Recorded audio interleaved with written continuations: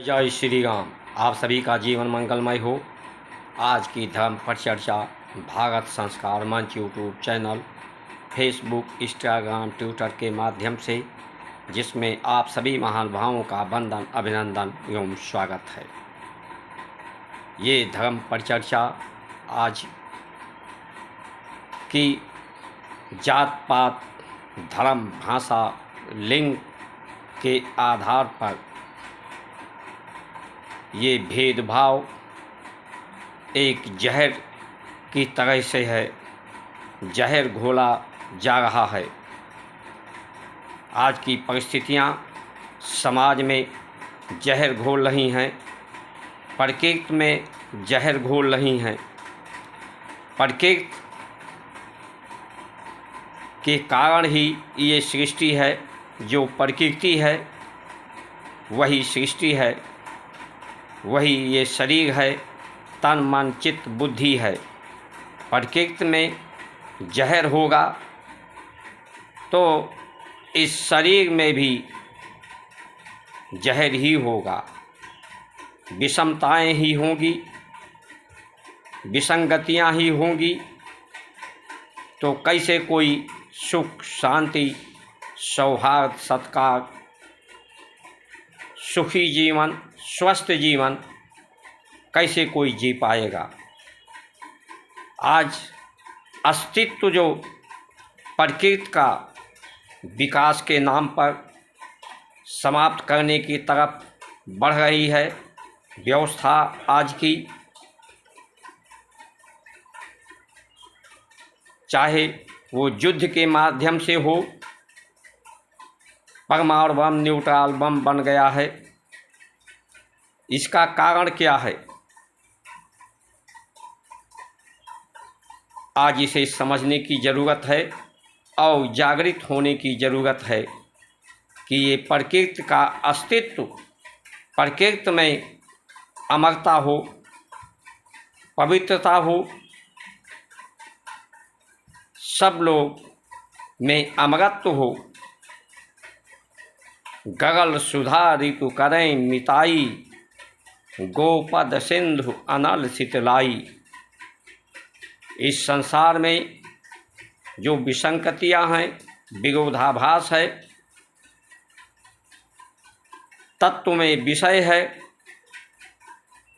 इन विषयों से हमारी भारत की संस्कार, संस्कृति, सनातन धर्म की परंपराएं विसंगतियों को समाप्त करती हैं, विषमता को समाप्त करती हैं, राग, द्वेष, द्वंद्व, प्रतिद्वंद्व को समाप्त करती हैं, हिंसा को समाप्त करती हैं। परम अहिंसा के मार्ग पर सौहार्द, सत्कार, सहयोग, संवेदना को स्थापित करती हैं।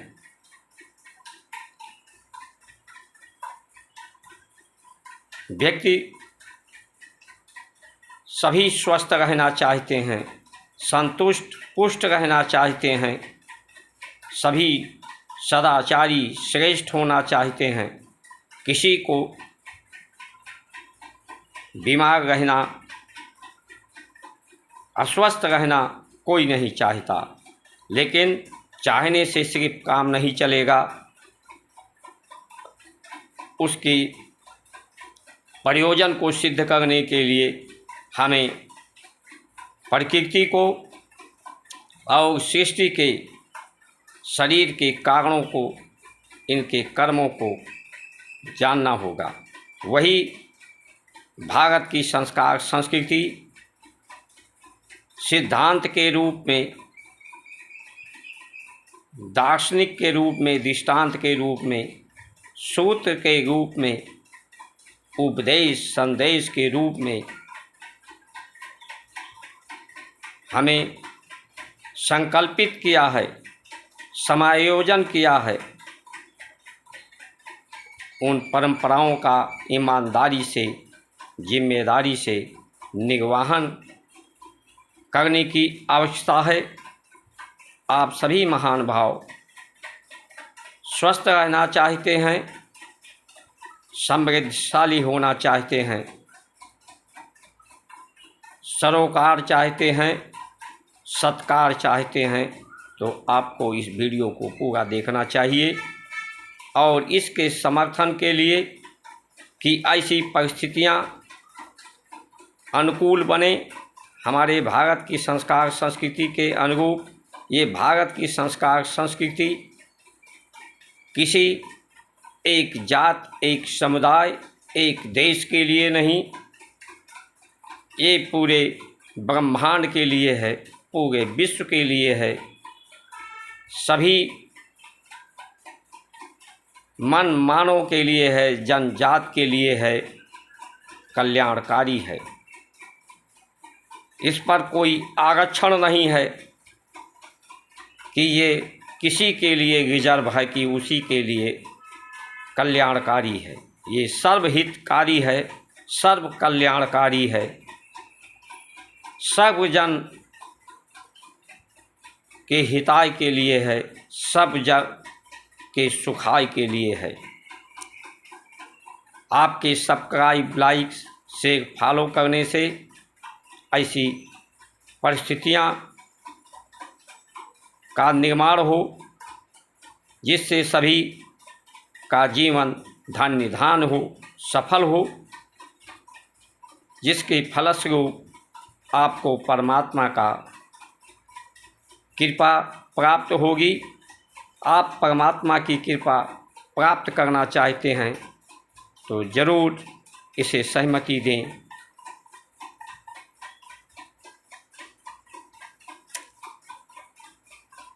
समानता,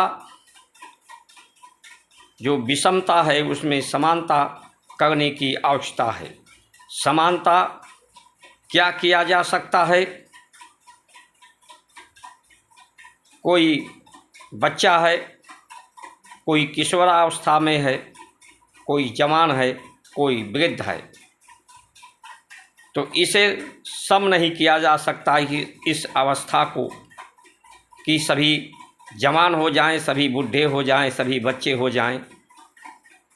कोई नर है, कोई नारी है, उसे भी समान नहीं किया जा सकता। जन्म और मृत्यु, जवानी, बुढ़ापा, परिपक्वता, इसमें भी कोई परिवर्तन नहीं किया जा सकता। ये सब प्रकृति के अधीन है।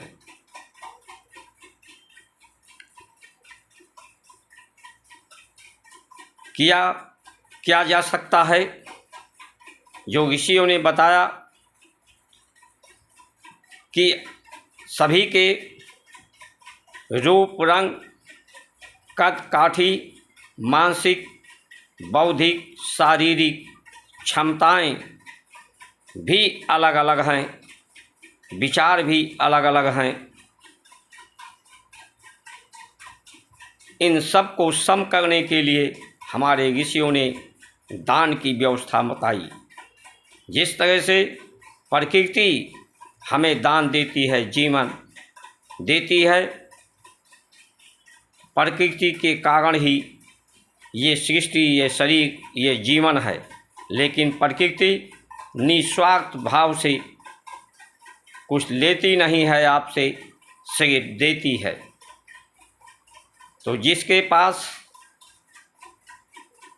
जिस तरह से क्षमताएं हैं, क्षमताओं के अनुसार लोग कार्य करते हैं और उसका परिणाम आता है। उस परिणाम को सबको अपने लिए सिर्फ न्यून ज़रूरतें करें, उतना अपने लिए रखें जितना आपके स्वस्थ रहने के लिए आवश्यक हो, जिससे आप संतुष्ट रह सकें और शेष जो है उसे आप समाज को दान करें। जिनकी क्षमताएं मानसिक, बौद्धिक, शारीरिक कम हैं, उन्हें भी वो प्राप्त हो जाएं। बचपन में बच्चों को सहारे की ज़रूरत होती है, संभालने की ज़रूरत होती है। उसे संभाला ना जाए, संवारा ना जाए, माता पिता उसे संभालते हैं, चलना सिखाते हैं, बोलना सिखाते हैं, जीवन जीना सिखाते हैं। क्या उसके लिए सदुपयोगी है, क्या अनुपयोगी है, उसे बताते हैं। उसी तरह से माता पिता भी को एक दिन वृद्धावस्था में सहारे की ज़रूरत होती है, प्रेम की ज़रूरत होती है, सत्कार की ज़रूरत होती है। उन्हें भी संभाला जाए, प्रेम दिया जाए, जिस तरह से वो बच्चों को देते हैं। यही समाज जिसके पास ज़्यादा बुद्धि वाले, ज़्यादा बल वाले लोग हैं, जिनकी क्षमताएं अधिक हैं, वो भी समाज को अपनी ज़रूरतों को न्यून करके समाज को दें, तभी सम व्यवस्थाएं होंगी। ये दान की प्रक्रिया ही अन्नदान, गौदान, विद्यादान, कन्यादान, दान पर आधारित हमारी भारत की संस्कार संस्कृति है। और यही जो दान की प्रक्रिया प्रयोजन है, वही व्यक्ति को देवता बनाती है। जो देवता होते हैं उन्हीं का वंदन, अभिनंदन एवं स्वागत होता है। वही पूजनीय, वंदनीय, अनुकरणीय होते हैं। इसीलिए हम नदियों को भी पूजते हैं, पहाड़ों को भी पूजते हैं, वनों को भी पूजते हैं, जो हमें ज्ञान देते हैं, जीना सिखाते हैं, उन्हें भी हम पूजते हैं, उन्हें भी वंदनीय करते हैं, शोभनीय करते हैं। इससे एक समांतर व्यवस्था, विषमता में समता मूलक समाज, समता मूलक परिवार और देश का, राष्ट्र का, विश्व का निर्माण होता है। इसलिए आज के समय में ये जो व्यवस्थाएं हैं चल रही हैं, पहले ये जाति जो था, जात कर्म के अनुसार था। जो जिस जात का था, ब्राह्मण था तो उसका कार्य लोगों को ज्ञान देना था, उसे जीना सिखाना था, जीवन में अनुपयोगी और सदुपयोगी क्या है, ये रास्ता बताना ब्राह्मण का काम था। उसका जीवन यापन उससे चलता था। बढ़ई, लोहार, कुम्हार, जिसके बाद चमार की बात करते हैं कि उसे चमार कहा जाए तो उसकी निंदा होती है। भविष्य में देखा जाए तो कोई भी जात निंदनीय नहीं थी, सभी के कर्म श्रेष्ठ थे, सभी मिलजुल कर के एक साथ रहते थे। या यूँ कहें कि बीती बात विसारिए, आगे की सुध ले। अगर इस तरह से लगता है कि हमारा इतिहास निंदनीय है, जो पहले हुआ वो सही नहीं हुआ, तो क्या आज हम सही कर रहे हैं, सही दिशा में आगे बढ़ रहे हैं? समानता के आधार पर जीवन में अमरत्व घोल रहे हैं कि लोग अमरत्व को प्राप्त करें, प्रकृति हमारी पवित्र हो।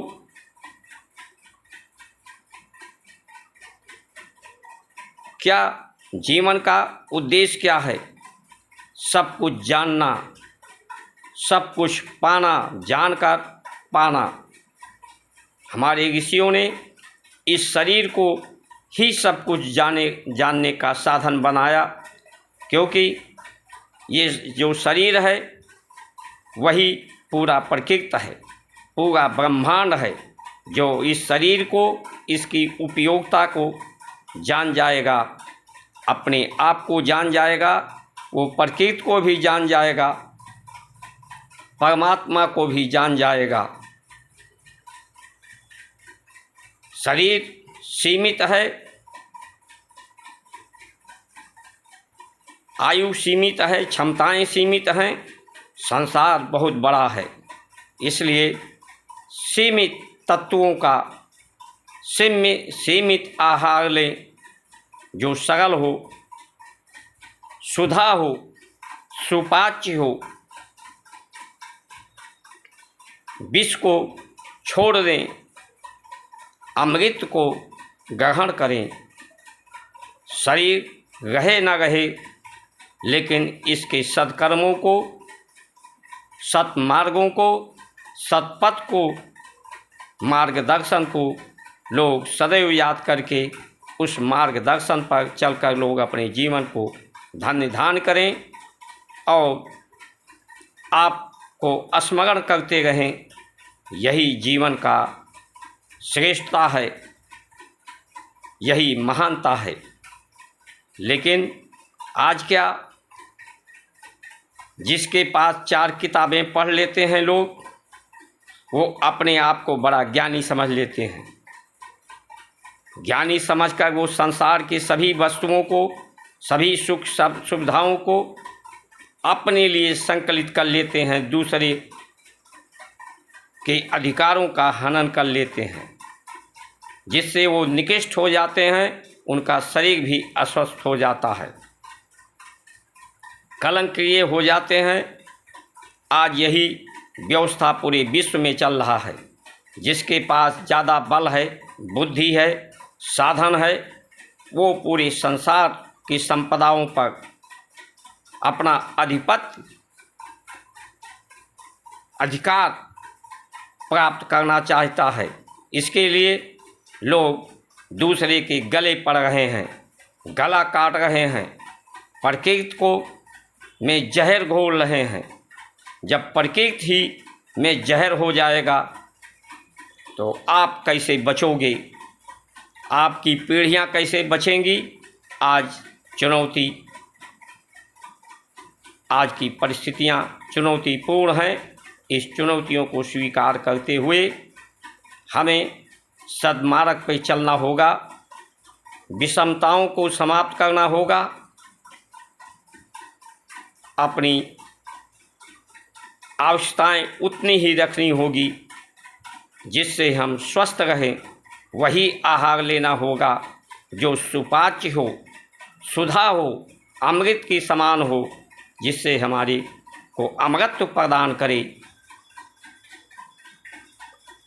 समाज में विसंगतियों को समाप्त करे, सब लोग मिलजुल कर रहें, प्रेम सौहार्द से रहें, एक दूसरे का आदर सत्कार करें, एक दूसरे के लिए संवेदना हो।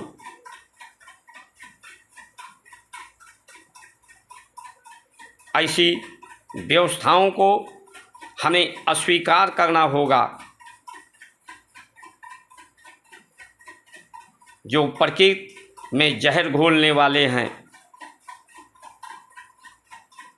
जो भेदभाव को समाप्त करने वाले हैं, भेदभाव पैदा करने वाले हैं। ये खाई अमीरी गरीबी की, सुख सुविधा की खाई इतनी अधिक बढ़ जाती है। जब खाई बढ़ती है तो खाई मिटती भी है, प्रकृति मिटाती भी है। खाई जब मिटती है तो जो बड़ा होता है वही सबसे पहले, जो ऊंचा पहाड़ होता है वही पहले नीचे गिरकर धराशायी होता है, वही मिट्टी में मिल जाता है। तो आज के जो लोग सुख सुविधा साधन के बल पर अपने को बड़ा मान रहे हैं, सबसे पहले वही लोग मिट्टी में मिलेंगे, वही लोग गिरेंगे। इसलिए हम तो, हमारा भारत की संस्कार संस्कृति सबको परमात्मा के स्वरूप में समझती है, स्वीकार करती है। हम सभी के लिए शुभकामना करते हैं। हमारी भारत की संस्कार संस्कृति सभी के कल्याण के लिए कामना करती है, क्योंकि सभी उसी के रूप हैं। कुछ लोग आज आतंकवाद का पर्याय क्या है कि वे खुदा को जो माने वही इस संसार में रहे, बाकी लोग ना रहें, उन्हें ख़त्म कर दिया जाए। अरे खुदा को किससे तुमने जाना है? इस शरीर से ही जाना है। और ये शरीर तुम्हारा और शरीरों से भिन्न नहीं है। ये शरीर की ज़रूरतें औरों से भिन्न नहीं है। इस शरीर की चाहत जो सुख शांति है वही तुम भी चाहते हो, इसके भिन्न नहीं है। तो खुदा का ये नियामत है, खुदा का ये तुम्हारे सृष्टि है, शरीर है। तो खुदा के नियामत को ही तुम समाप्त करके खुदा को कैसे प्राप्त करोगे? इसे संवार करके, इसे सुंदर बना करके सबके कल्याण के लिए कार्य करोगे, तभी खुदा भी मिलेगा, तभी राम भी मिलेंगे, तभी कृष्ण भी मिलेंगे, तभी भोले शंकर भी मिलेंगे। हमारे शास्त्र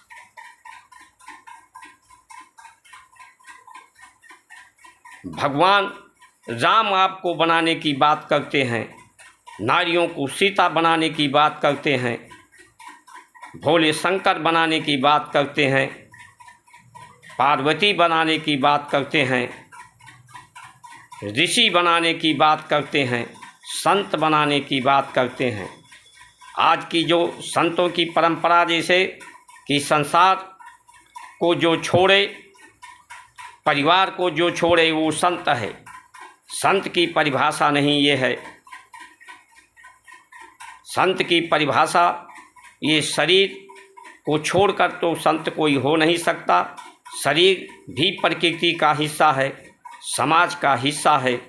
इतने अंतर है कि जो परिवार के लोग हैं वो सिर्फ सीमित लोगों के लिए जीते हैं, उनका सीमित परिवार होता है।